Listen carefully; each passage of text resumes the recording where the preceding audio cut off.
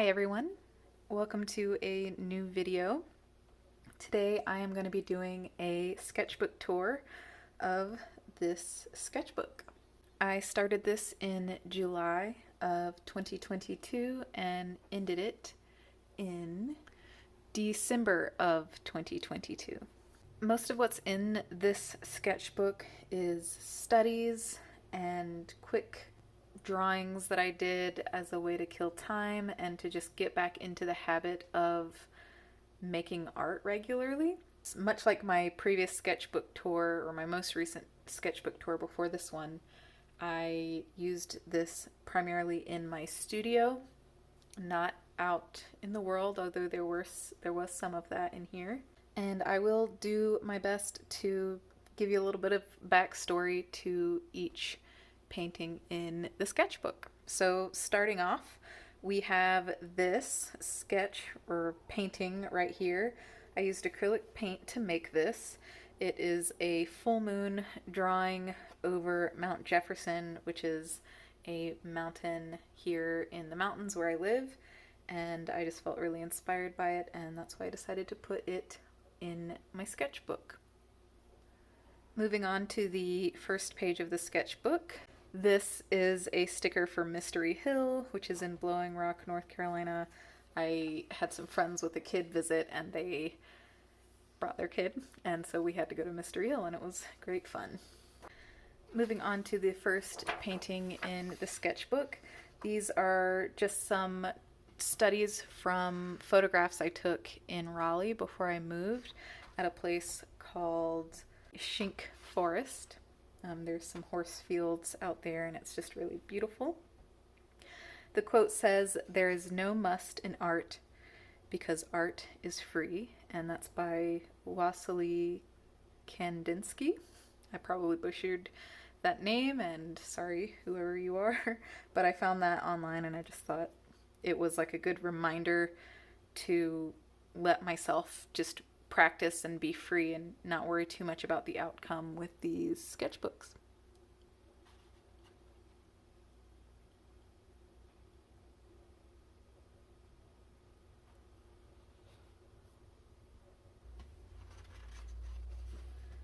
Moving on to the first full painting, another nighttime mountain scene. I can never get enough of doing moon art. If you're not new to this channel, you will know that that's what I like to do.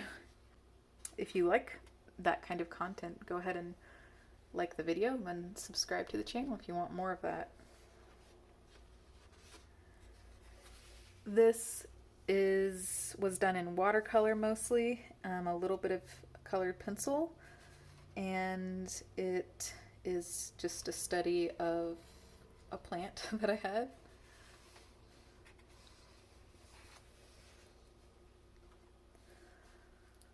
This is another study. This reference photo was taken at New River State Park last spring, or actually last summer. And I just loved the way that the tree stood out above the surrounding area and the way that the trunk looked different depending on what the background was.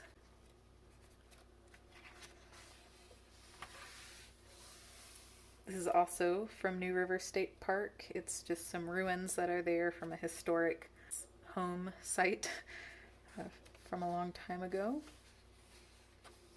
This was done in Acryla gouache. This is a scene from Bass Lake in Blowing Rock, North Carolina. I believe this is Cone Manor, so off in the distance you can see Cone Manor, which is a large historic manor that you can go hike around. And that was done in watercolors. And that was also done on site.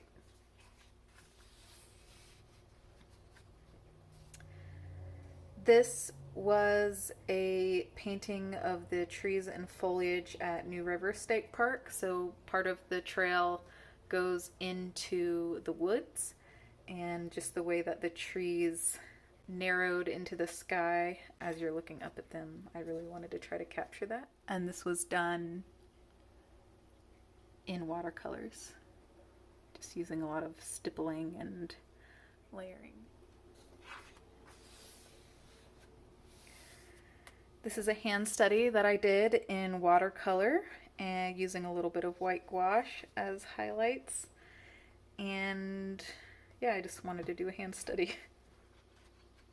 This prompted a few of the next upcoming drawings as well. I actually do have a video of this one, which is doing more hand studies and trying colored pencils for the first time. Of course, I tried colored pencils as a kid, but never as an adult, and never with professional colored pencils. You can see that my technique is definitely not advanced with them, but I did have a fun time getting these down. And I was contemplating doing the 100 Hands challenge after this. This little guy is a wild baby pony that followed me and my sister for a little bit when we were hiking at Grayson Highlands State Park in Virginia.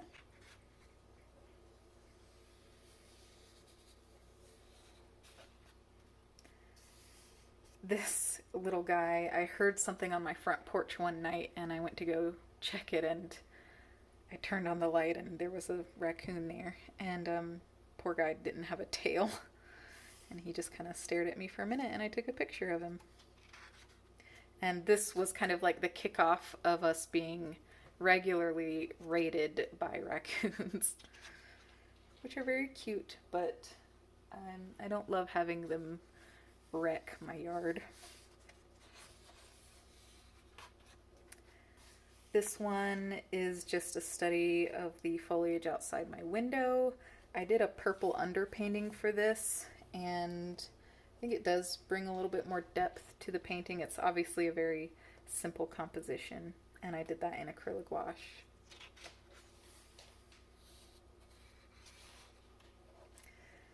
This painting I did in regular acrylics, I think. I did a kind of like a teal underpainting and like a halo around the moon and clouds. And yeah, my cat is now crunching and munching on her food, so if you hear that in the background, I apologize. This right here was done with Inktense, so I did a drawing with the Inktense and then went over it with water, and I think it turned out pretty good.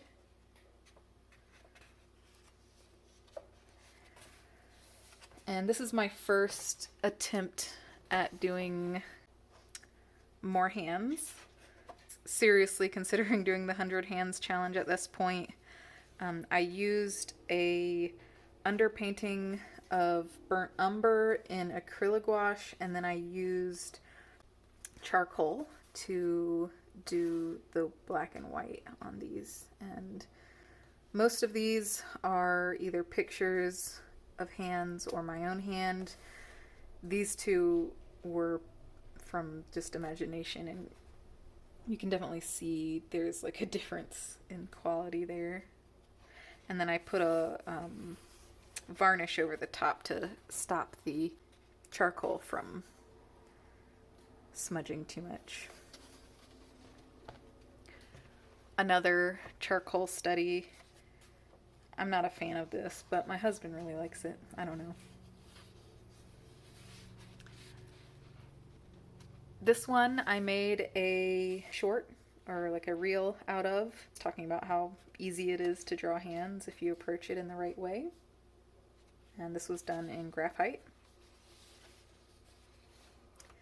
And I started to get a little experimental with this.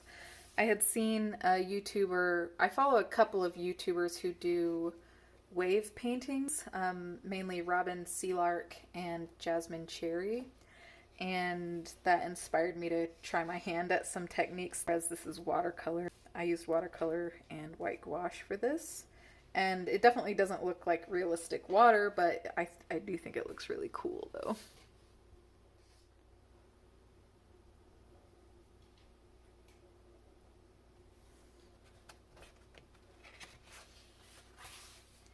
Some more of that same technique, but using primarily red.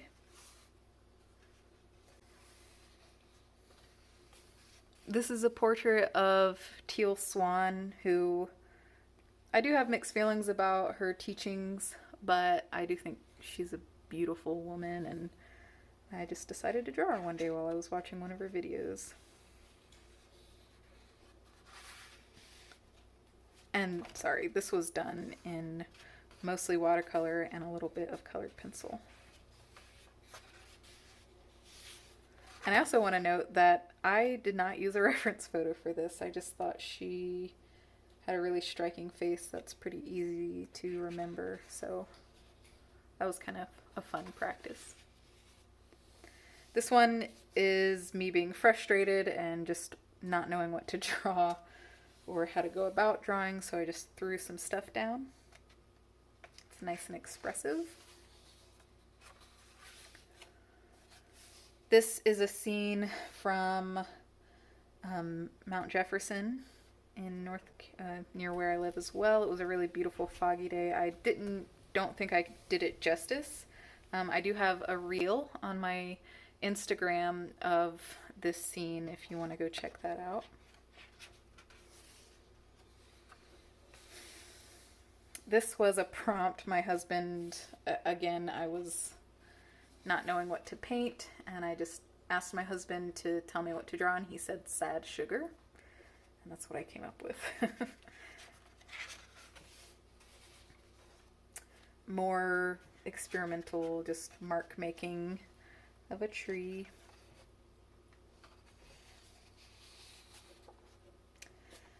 This is a portrait of Ricky O, which is a movie about a guy who gets wrongfully imprisoned and has to fight his way through these kind of factions of the prison.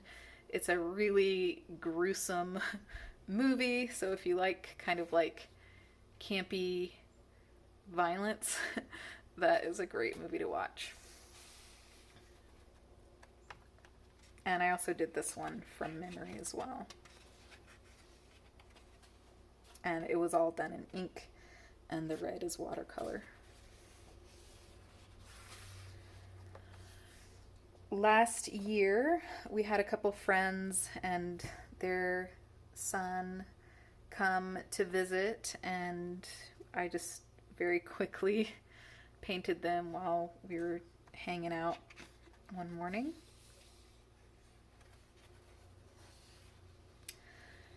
Tried to do some pumpkins, and this was very much a fail. I had a few fails. It's surprising because like pumpkins are generally really easy to draw, but if you don't get the shape right, it just doesn't look right. So I'm not a fan of this one, so I'm just gonna move on. Tried the same shape again, failed again. Not a fan of this one. This time I took a looser approach, and I like how it turned out a lot better. There was a lot of layering involved in this one.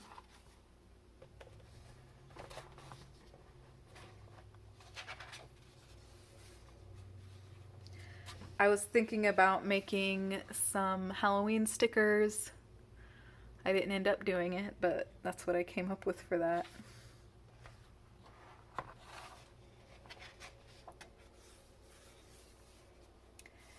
And this is an actual study of some pumpkins that I saw at a corn maze, and I like how that turned out. And this is actually the last painting in the sketchbook. It is a scene from Grayson Highlands State Park. I wanted to try my hand at doing the purple undertones.